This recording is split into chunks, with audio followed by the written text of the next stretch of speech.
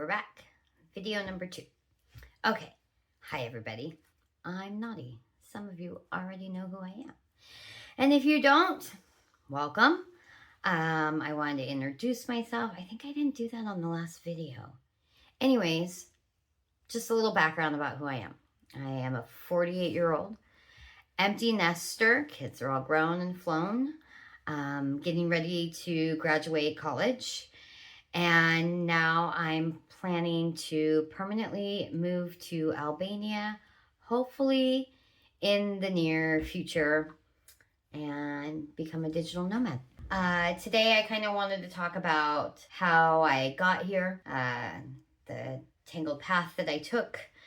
And there's been this theme that keeps coming up. I listen to a podcast almost every morning, and this reoccurring theme that has come up over and over in my life, I kind of wanted to share with you. I am a big believer in manifestation, and some people think that's like kind of woo-woo. We'll talk about that later. It was first introduced to me by watching a movie called The Secret. If you haven't seen it, check it out. It's kind of an older flick, but it was kind of this first time that the idea of like thoughts become things was kind of introduced to me. I found Abraham Hicks, who is also really big into manifestation, and they talk about like launching rockets. And I think the first time I watched it, I was like, I don't know, kind of woo-woo. And watched it again, and started to be like, yeah, anything that you think about is absolutely possible. It's kind of toying with this idea of ask, believe, receive. They talk about launching rockets into the universe, and that when you have an idea, you put it out to the universe, it's been received, and now you just have to believe that it'll come true and wait to receive it. This idea keeps coming to me through multiple different channels, and I'm kind of start to believe that if you keep getting the same message over and over and over again, maybe it's time to listen, right? I don't know. So yeah, so that's where that all started from. In this video, I'm going to break down about how I kind of maybe went through the stages of ask, believe, receive, to manifest this next like huge chapter in my life, moving to Albania. First, you have to ask. And part of that ask is about being like really specific. For a long time, I've wanted to move out of the country. I thought about Mexico. I went to Mexico for my 40th birthday, totally fell in love with it, and thought I could definitely see myself living there. So it had kind of been put on the back burner. Still had kids at home, stuff like that. So the idea was out there, but it wasn't really specific or concrete. I thought maybe Thailand, Vietnam, I don't know. I hadn't really like researched it yet to decide where I wanted to secure myself. So about a year ago, I brought this idea up again about moving out of the country. I was talking with my best friend, and she was also watching some expats in different countries and stuff like that. And so we ended up taking this test that asked us all kinds of questions. It asked us things about money, cost of living. It talked about how we wanted to know about safety and socialism, or how important healthcare was to us, how important LGBT stuff was to us. It was a pretty like comprehensive question. It asked about weather, beaches, oceans, tropicals, climates, just all these different questions. We both took the test.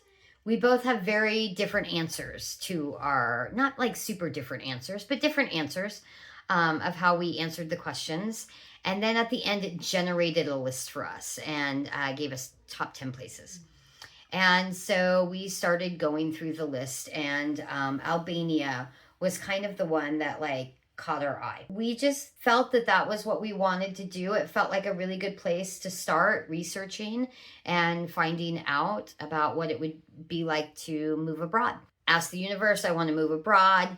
I got really specific and decided I wanted to move to Albania. And once the decision got made to move to Albania, we didn't ask how. We didn't know how we were going to get there. We didn't know how we're going to pay for it. We don't know.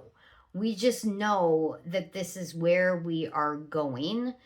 The first step for us was to set a timeline. We had to set a goal on when we wanted to move so that we had something to move towards. So we said 3 to 4 years, we will be living in Albania. On your marks, get set, go. So off we started running. And from that day forward, every day when I woke up, I lived with the intention that I was moving to Albania. That was the plan. It was set in stone as far as I was concerned. I just lived my life in that direction. In school, when I was asked to do a 5 or a 10-year plan, it was all about living in Albania and traveling around Europe and what that looked like. When I started thinking about employment after graduation, the goal became digital nomad status. I have been applying for things that would lead me specifically in that direction. How I started spending money changed. I started asking myself, do I need this thing if I'm moving to Albania in 3 years? Do I need these things around the house if I'm moving to Albania in 3 years? And it got to the point where I just stopped spending money on anything that wasn't an absolute necessity for survival. My joke is like, we buy soap because that's what we need. I don't need clothes. I own lots of clothes. You know, I don't need new shoes. I've got lots of shoes. So not only did I stop purchasing things, the purge began. I quickly started wandering around my house, taking an inventory of like, wow, if you're going to move to Albania, what are you going to take with you? What is disposable and what don't you need? And slowly over time, I have been just selling off stuff. I've been selling stuff on Facebook Marketplace, $10 here, $20 there. It all goes into the Albania Savings Fund. Because I've stopped going out and doing a lot of things that aren't necessary and stopped shopping on Amazon. I don't shop on Temu or Shein or any of those places anymore. So all of that money that's been saved in my budget is now all going into savings for the move to Albania. So it just became living with this intention of every day, of every thought and every move that I make is always towards this end goal to end up in Albania, because I believe that that's where I'm going to be, and I'm doing all of the things I feel necessary to make that happen. I don't feel like not doing certain things, that like maybe not eating out as much and not going to see as many shows or not buying clothes or anything like that. I don't feel like I've stopped myself from an enjoyable experience, because instead of spending on an instant gratification now and getting that really hot dopamine hit that's gonna last a few minutes, maybe a day or something like that, I get to put the money into this account that I can look at. And when I look at it, I get all excited about how much money we've saved towards, going to Albania. That's really exciting. And I'm investing in a long-term future of something that I think will pay off way more. And it doesn't matter if I live in Albania for a year, 6 months, 4 months, 5 years. It doesn't matter. I think the bigger thing for me is the payoff of the goal. If I set my mind to do something, I've been working so hard to achieve it. And that when we get there and get to live there and stay there, that's going to be far more satisfying and enjoyable than a new pair of sneakers would have been, or a cool t-shirt. And I still like all those things, and part of me still wants all of those things. Again, when we go to Albania, I'm only going to be taking suitcases. So why do I need that thing? I don't need that thing if I'm going to Albania, right? Part of the visualization, that's a big word, of getting to Albania is, the first step was we wanted to go and visit, because everybody thought you were crazy, right? You're going to move to Albania. Have you ever been to Albania? That's always what everybody says. Do you have friends in Albania? Do you have family in Albania? No, none of that. We found a tour. We were watching this tour and looking at it, and we were trying to juggle what the tour would look like when we wanted to go. We said we wanted to go in the fall. I would have graduated school, had the summer off, and we'd go in the fall because we looked at like when tourism season was, and we kind of wanted to be just after tourism season, cost comes down, less people around, that kind of stuff. The weather would still be beautiful and still be really nice. And so we had this idea that our intention was to go in the fall of this year, 2026. The universe had a different plan for us. The person who was offering tours, the tour specifically that we were interested in, decided that they did not want to do a fall tour, that they were going to do one in the spring, that it was going to be their last tour that they wanted to do in Albania. And we really had our hearts set on meeting with this person. It came up on the computer one night that the tour was happening, when it was happening, and it was on sale for 50% off. I got a message from Jen that said, "Did you read the email I sent you?" And I said, "Of course I didn't read the email you sent me. Tell me what's in the email." And she said, "So this is happening, and this is when it's happening. If we want to go, this is when we have to go. We don't have a choice." And I looked at the calendar of when the tour started. I looked at the calendar about when graduation was. And I said, "It's a few days after graduation. Let's do it." And we bought it. We just bought the tour. Threw it on a credit card. Impulse buy. It wasn't an impulse buy. This is what we wanted. And now we're figuring out how to pay for it, I guess. Because, again, we had been planning to save up money and go in the fall. But Universe had a different plan. So anyways, I don't know. We bought the tour.